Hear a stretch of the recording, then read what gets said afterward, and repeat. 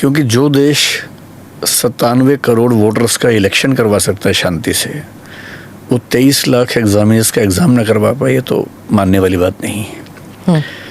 So political will has to be there, और अगर वो हो तो मुझे लगता नहीं कि चीज़ें बहुत मुश्किल हैं।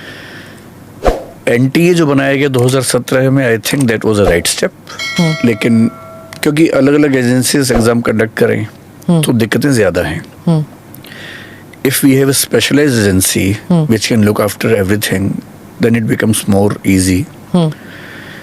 लेकिन एनटीए को या तो उतना सपोर्ट मिला नहीं है, या एनटीए के अंदर करप्शन होता है। मैं जानता नहीं एनटीए के अंदर क्या सिचुएशन है, बट मेरा ख्याल है कि एनटीए का स्ट्रक्चर ऐसा हो जिसमें कुछ सिविल सर्वेंट्स डेप्यूटेशन पे हों, जिनमें से कुछ पुलिस के लोग भी हों, कुछ आईबी के लोग भी हों, बेशक एक या दो ही हों, और वो भारत में होने वाले किसी भी एग्ज़ाम को, जो एनटीए को दिए गए हैं अभी काफ़ी सारे एग्ज़ाम्स हैं, उन सब एग्ज़ाम्स की तैयारी उसी सीरियसनेस से करें जैसे इलेक्शंस की होती हैं, तो विश्वास टूटेगा नहीं किसी का। और ये बात सही है कि इतनी सारी फैमिलीज़ का भविष्य और विश्वास दांव पे है, तो हमें केयरफुल होना चाहिए। I think this is more about carelessness on the part of the government और the NTA, and less about infrastructural hurdles.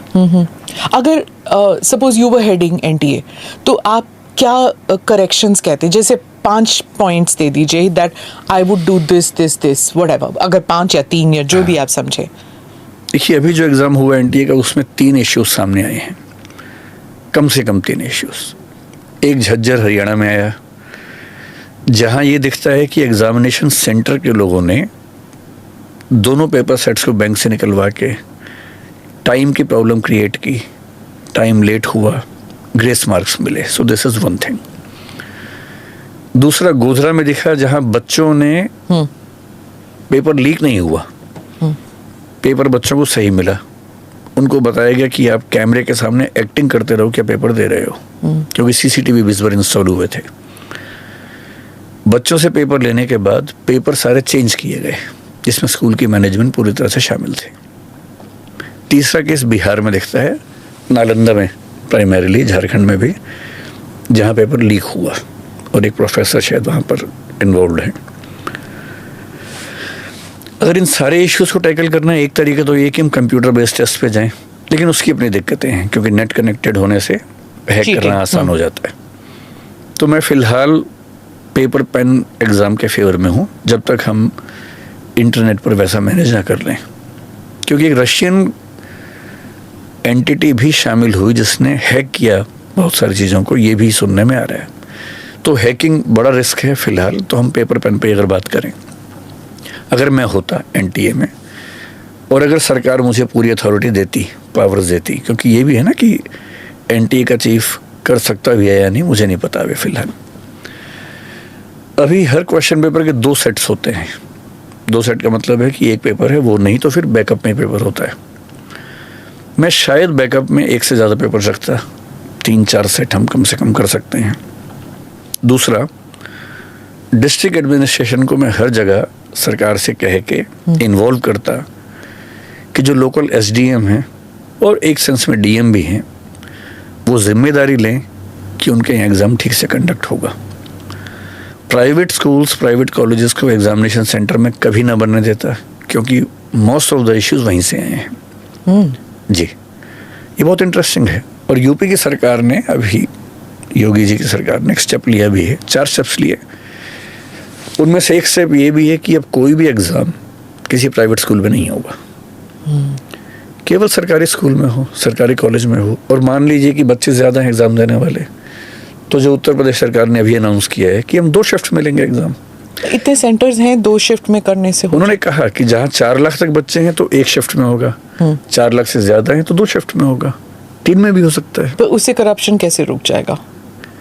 अगर केवल सरकारी स्कूल्स में है, सरकार के कंट्रोल में है, तो कम से कम देखिए लेवल्स क्या हैं। पहला, पेपर बनाने वाला ही क्वेश्चंस लीक कर दे। दूसरा, पेपर बन के गया, छपने के दौरान प्रिंटिंग प्रेस से क्वेश्चंस लीक हों। तीसरा, पेपर छपने के बाद बैंक के लॉकर में गए, उस बीच में लीक हो। चौथा, बैंक से लीक हो, बैंक से एग्जामिनेशन सेंटर के रास्ते में लीक हो, एग्ज़ाम सेंटर पर जो आधा घंटा है 1 घंटा है उसमें लीक हो। ये 5-6 लेवल्स हैं। अगर आप इन सब के लिए सॉल्यूशंस निकालें तो बहुत मुश्किल काम नहीं है, निकल सकते हैं। जैसे अगर हम विस्तार में बात करना चाहें, जी मान बिल्कुल, लीजिए हाँ। लेट अस अज्यूम कि बायोलॉजी का पेपर है और उसमें 100 क्वेश्चंस आने हैं, 10 चैप्टर्स हैं। हम 10 पेपर सेटर से ये कहें कि आपको इस यूनिट से 10 क्वेश्चंस बनाने हैं। हम हर यूनिट के क्वेश्चंस तय कर दें कि 10-10 क्वेश्चन हर यूनिट से आएंगे। हम हर यूनिट पे 10 के बदले 100 क्वेश्चंस बनवाएं।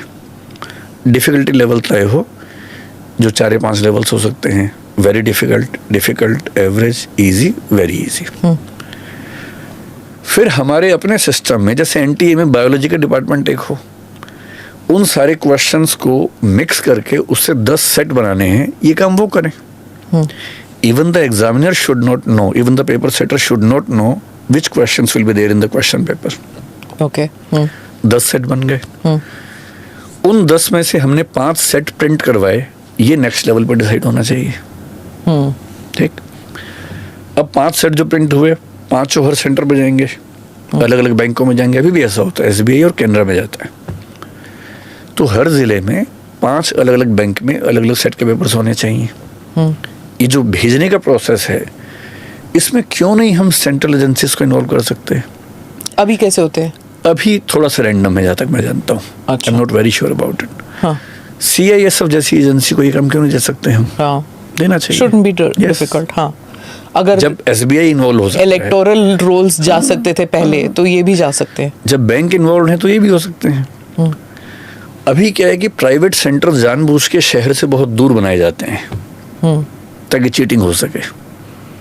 आप प्राइवेट सेंटर्स खत्म कर दीजिए। मान लीजिए 23 लाख बच्चे हैं, देश भर में हैं।